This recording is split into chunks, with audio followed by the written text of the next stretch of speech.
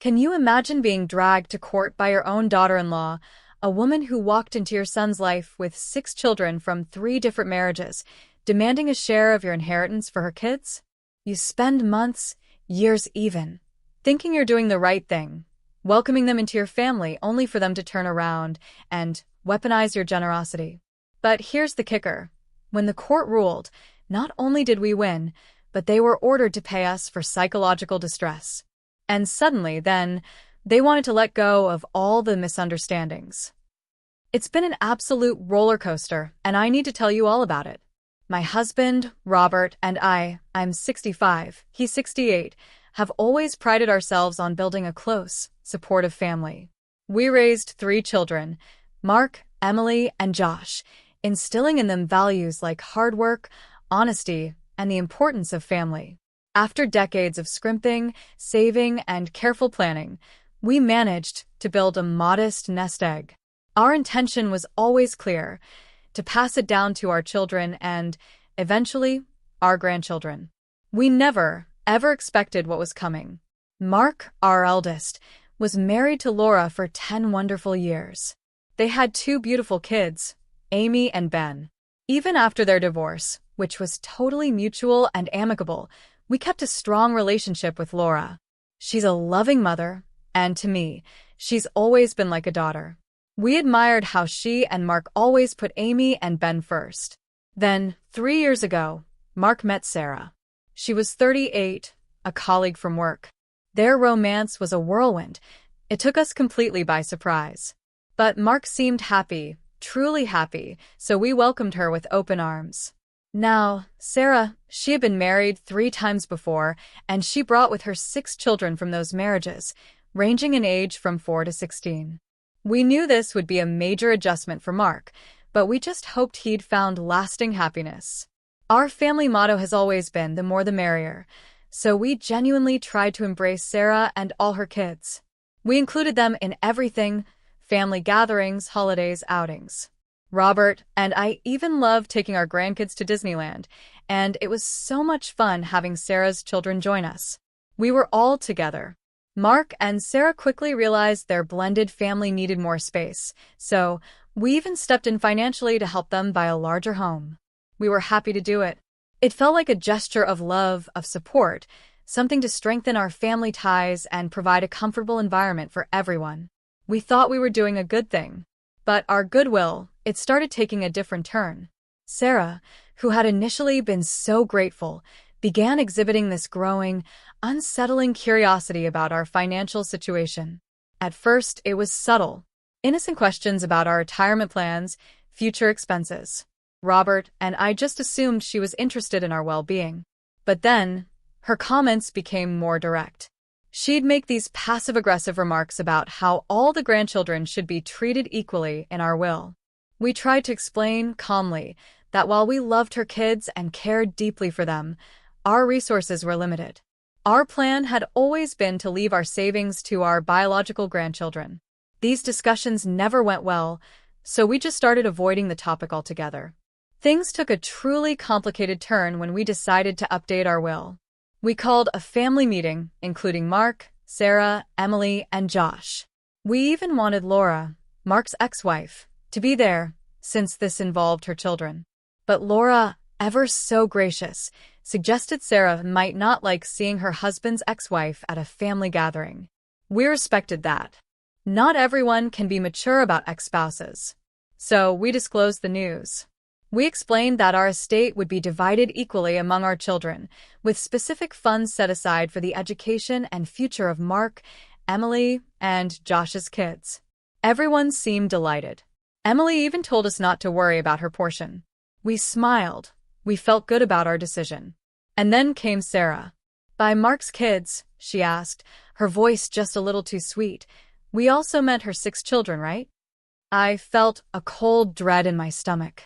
I calmly told her that while we truly wished we could provide for them, our main priority was our biological children and grandchildren. Her reaction? Explosive. She accused us of favoritism, discrimination.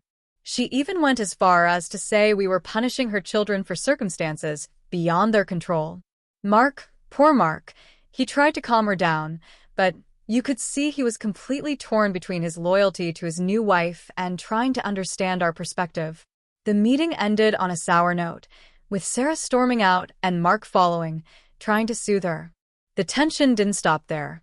Over the next few weeks, Sarah's attitude became even more confrontational. She started spreading rumors throughout the family, calling us greedy, unfair. She even started telling her own children that we didn't see them as part of the family. It created this toxic environment that strained our relationships with Mark and our other kids. We tried to resolve it. We suggested that Mark and Sarah make separate financial provisions for her children. We even offered to help them set up savings accounts for her kids.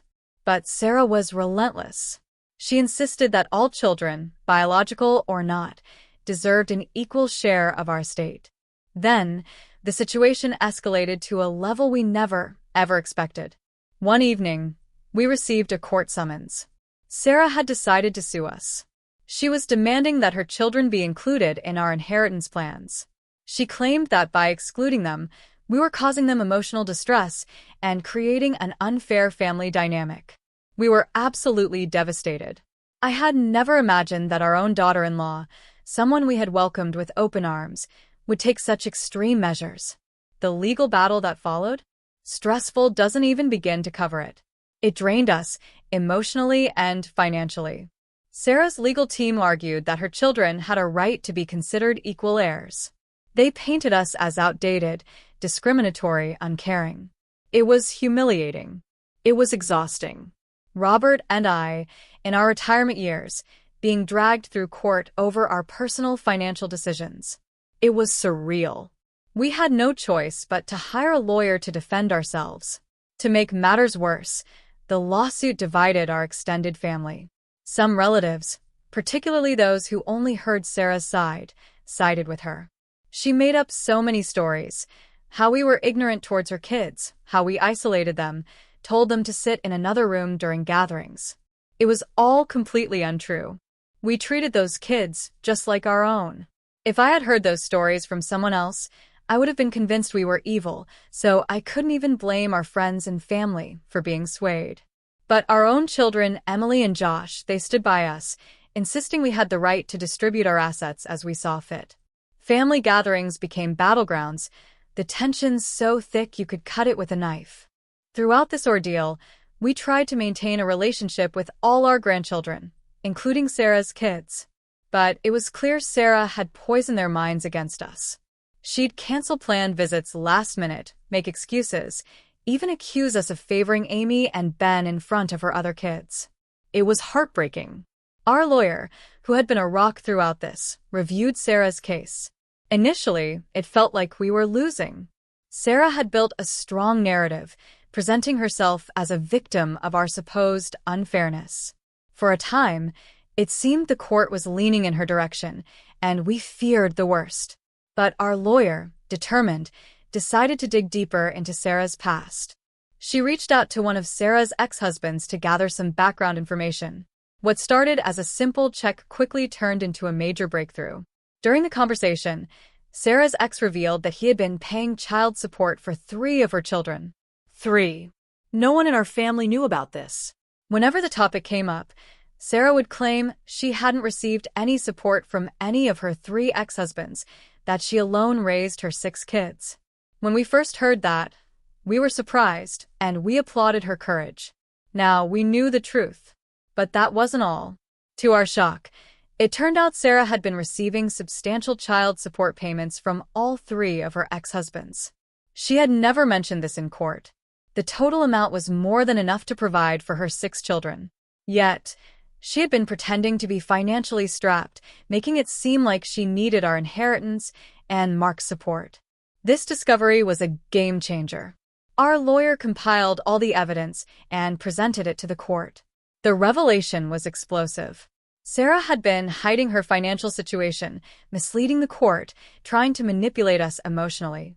The courtroom atmosphere shifted dramatically. The judge was not pleased. Sarah's earlier claims of financial hardship were instantly called into question.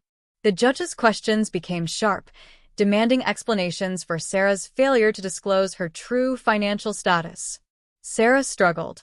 Her facade of being a struggling single mother crumbled. The more the judge probed, the more apparent it became that Sarah had been dishonest. Her attempts to argue that the child support payments weren't enough fell flat.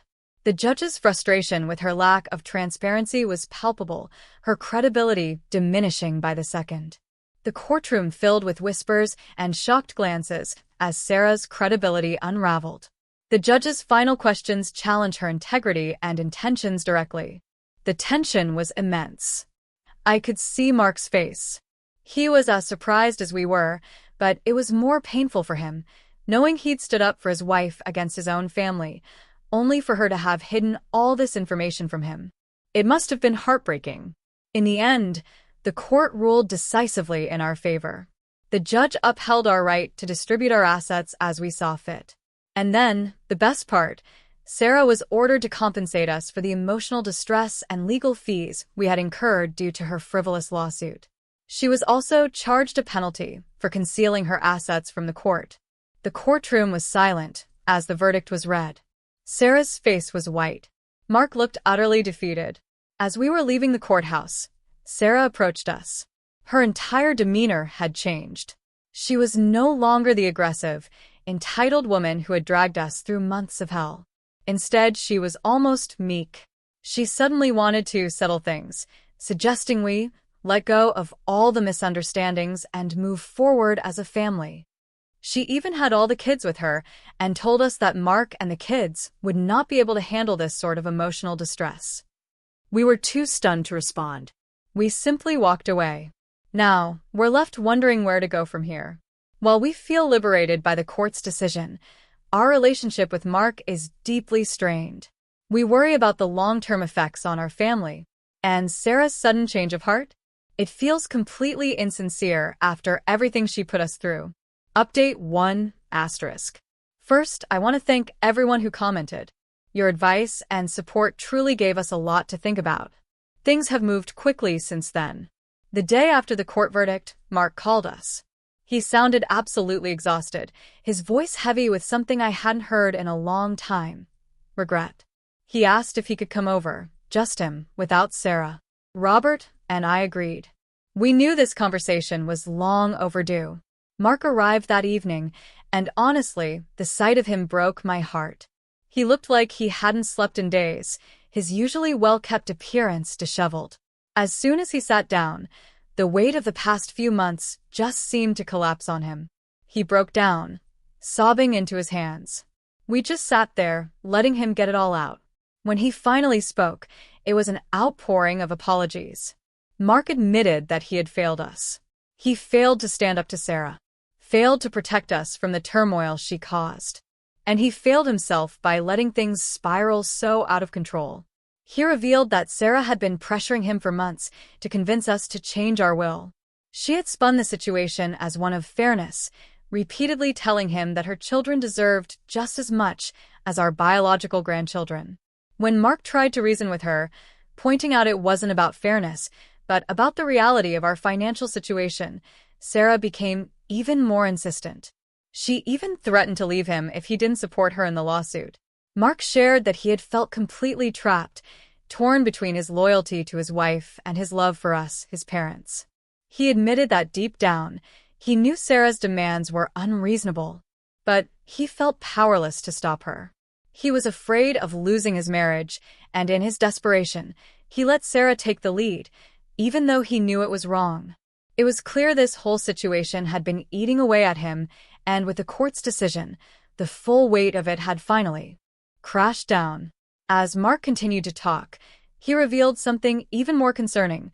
This wasn't the first time Sarah had caused issues in their marriage. Apparently, she had a history of financial disputes with her ex-husbands and their families. Mark explained that when they first got together, he noticed a pattern. Sarah always seemed to be in the middle of some conflict, usually involving money. He had brushed it off then, chalking it up to a difficult past, but now he realized it was a massive red flag he should have paid more attention to. We spent hours talking that night.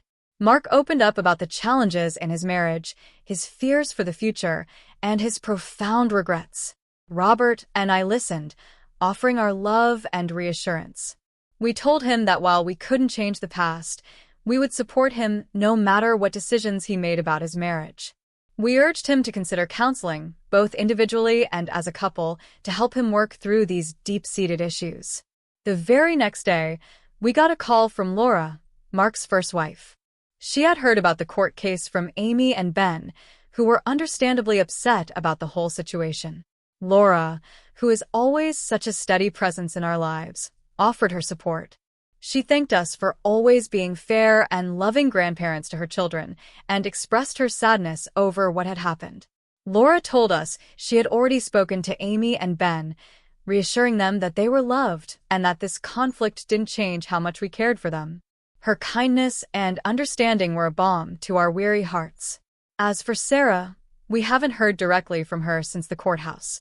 However, through the family grapevine, we've learned she's been trying to garner sympathy, portraying herself as a victim of our supposed cruelty. She's been spinning a tale about how we mistreated her and her children, using the court's verdict as evidence of our unfairness. Some relatives, especially those not privy to all the details, have been swayed by her version. They see us as the villains. But thankfully, others have seen through her act, recognizing it for what it is: a desperate attempt to shift blame and avoid responsibility. In the midst of all this, we've decided to focus on what matters most: healing our relationship with Mark and maintaining strong bonds with all our grandchildren. The court's decision may have settled the legal matter, but the emotional wounds left behind will take time to heal. We've decided to seek family counseling. We believe it will help us navigate this complex and painful situation. It's not just about moving forward. It's about finding a way to rebuild the trust and love that has been so deeply damaged. For now, we're taking things one day at a time. There's still a lot of uncertainty about the future, but we're determined to stay strong as a family. Update 2*. Just when I thought the dust was beginning to settle, a new crisis emerged. One that has shaken us to our core and forced us to confront the possibility that this conflict with Sarah might be far from over. Yesterday morning, while Robert and I were babysitting Josh's kids, going about our usual routine, we received an unexpected visit from Child Protective Services, CPS. Their arrival at our doorstep was shocking, to say the least. We had no idea what could have prompted this, but the moment the CPS worker introduced herself and mentioned an anonymous report of emotional abuse and neglect of Sarah's children, it didn't take long for us to suspect who might be behind this. The CPS worker explained they were required to investigate all reports of potential child abuse or neglect, regardless of the source. She assured us it was just a routine inquiry, but the implications were terrifying. The idea that someone, likely Sarah, had made such a serious, false accusation against us was both infuriating and deeply unsettling. The worker asked to speak with us individually, then conducted a thorough inspection of our home. Every room, every closet, every corner. Taking notes. Robert and I cooperated fully, explaining the entire situation, including the recent court case and the ongoing conflict with Sarah. We showed her the documentation from the court proceedings, clearly outlining the nature of the dispute and the court's ruling in our favor. As the visit continued, the CPS worker's initial formality began to soften. She seemed to understand that this was more than just a family dispute. It was a case of malicious retribution. She reassured us that, based on her initial assessment, there was no evidence to support the claims made in the report. She thanked us for our cooperation and left, promising to follow up with a written report in a few days. The whole experience left me shaken. We've been through so much, but this felt like a new low. It's one thing to be dragged through the courts over money, but to be accused of harming children, especially children we've tried our best to welcome into our family, was devastating. Later that afternoon, we received a frantic call from Mark. He had just found out about the CPS visit and was absolutely horrified. Mark was in full-blown panic mode, his voice trembling as he spoke. He confirmed our suspicions. Sarah was behind the report. According to Mark, when Sarah found out he had visited us alone the other night, she flew into a rage. She accused him of betraying her, and in her fury, she threatened to make us pay for what she perceived as a slight against her and her children. Mark was distraught. He told us that Sarah had become increasingly erratic since the court verdict, lashing out at him and the kids, refusing to let go of her anger. She had been trying to manipulate the situation further, using every tactic she could think of to maintain control, even if it meant tearing the family apart. During our conversation, Mark revealed something even more concerning. He had been in contact with a divorce lawyer. This wasn't a decision he made lightly, but after everything that had happened, he realized that Sarah's behavior was toxic. Not just to us, but to him and all the children involved. He was deeply worried about the impact this ongoing conflict was having on Amy and Ben, as well as Sarah's kids. Mark told us he had been doing a lot of soul-searching since the court case, and he now saw Sarah's true colors more clearly than ever. The CPS incident was the final straw for him.